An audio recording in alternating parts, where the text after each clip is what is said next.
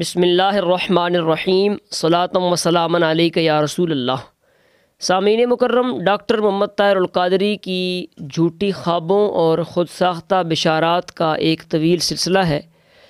اس کی ایک بشارت پر تبصرہ کرتے ہوئے استاذ العلماء شارح حدیث نجد یادگار اسلاف حضرت علامہ مولانا مفتی ظہور احمد جلالی صاحب زیدہ مجد الکریم آپ نے ایک چشم کشا تحریر لکھی ہے، وہ آپ کے سامنے پیش کی جا رہی ہے۔ اسے توجہ سے سماعت فرمائیں، سمجھیں اور دوسروں تک پہنچائیں تاکہ ایسے لوگوں کی حقیقت واضح ہو جائے۔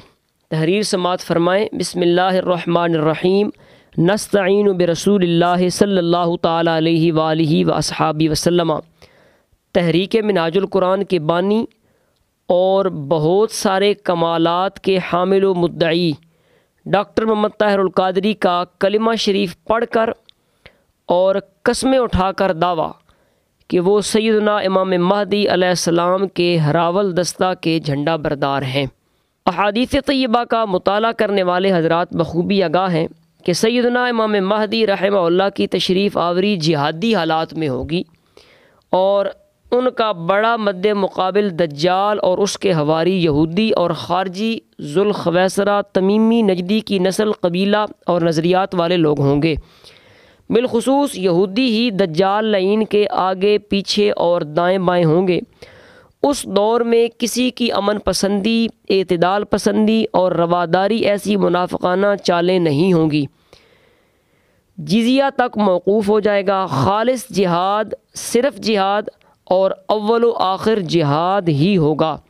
اس دور کے عجیب و غریب قسم کے خواب بین بالفاظ دیگر خوابوں کی دنیا کا شہزادہ بلکہ شاہ معظم ڈاکٹر محمد طاہر القادری نے ایک مرتبہ کلمہ پڑھ کر یوں کہا تھا کہ یہ تحریک امام مہدی کی آمد کے انقلاب کی طرف جا رہی ہے۔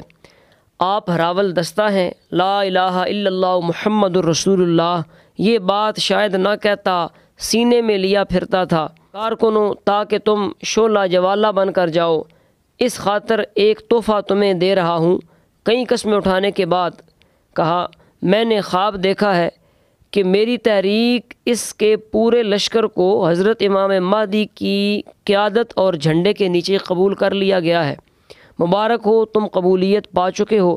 جو شخص جھوٹا دعویٰ کرتا ہے اس پر خدا اور خدا کے رسول کی لعنت ہوتی ہے۔ اس پر تو ہم سب آمین ثم آمین کہتے ہیں۔ پھر آخر پر ڈاکٹر صاحب نے یہ کہا کہ مستفوی انقلاب کا جھنڈا میرے ہاتھ میں ہے۔ یہ ڈاکٹر محمد طاہر القادری کا اپنے کارکنوں کو بھڑکانے والا خطاب تھا جو آپ کے سامنے پیش کیا۔ فلسطینی مظلوموں کی فریاد۔ آپ نے ڈاکٹر صاحب کا کلمہ شریف اور قسموں سے مؤکد ارشاد تو سن لیا، اب یہودیوں کے ساتھ مسلمانوں کی جنگ کے 31 دن پورے ہو چکے ہیں۔ وہ ہراول دستہ کہاں ہے؟ مسلمانوں، اگر طاہر القادری نے کلمہ پڑھ کر جو بات کی تھی، کیا اس کی پاسداری ان پر فرض نہیں ہے؟ اگر آپ کی بات حقیقت پر مبنی ہوتی تو ہراول دستہ ہونے کے ناطے پہلے دن ہی سرحد پر موجود نہ ہوتے، لیکن یہاں تو 31 دن گزر چکے ہیں۔ ڈاکٹر صاحب کس چٹان کے نیچے چھپے بیٹھے ہیں؟ محاذ جنگ پر کیوں نہیں پہنچے؟ جس سے واضح ہوتا ہے کہ انہوں نے اپنے کارکنوں کو سبز باغ دکھاتے ہوئے کلمہ پڑھ کر جھوٹ بولا تھا اور اپنے منہ سے جھوٹے پر لعنت کی تھی۔ مسلمانوں، مقام عبرت ہے کہ فلسطینی مجاہدین اور عوام کی مدد کرنا ہر مسلمان پر فرض ہے، مگر ہراول دستہ ہونے کے دعوے دار اگر مدد کو نہیں پہنچے تو وہ باقی لوگوں کی نسبت بڑے مجرم ہیں۔